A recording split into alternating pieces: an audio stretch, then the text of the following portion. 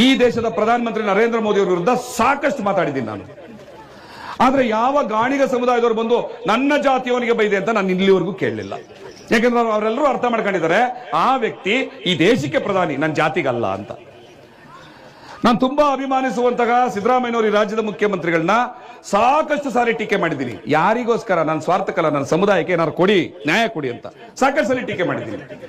ಆದ್ರೆ ಯಾವ ಕುರುಬ ಸಮುದಾಯದವರು ಬಂದು ನಮ್ಮ ಜಾತಿಯವ್ರು ಬೈತಾ ಇದ್ದೀವಿ ಅಂತ ನನ್ನ ಕೇಳಲಿಲ್ಲ. ಯಾಕೆಂದ್ರೆ ಆ ಕುರುಬ ಸಮುದಾಯಕ್ಕೆ ಅರಿವಿದೆ, ಮುಖ್ಯಮಂತ್ರಿಗಳವರು ಇಡೀ ರಾಜ್ಯಕ್ಕೆ ಎಲ್ಲಾ ಜಾತಿಯವರಿಗೆ, ನನ್ನ ಜಾತಿಗಲ್ಲ ಅಂತ ಕುರುಬರು ಗೊತ್ತಿದೆ.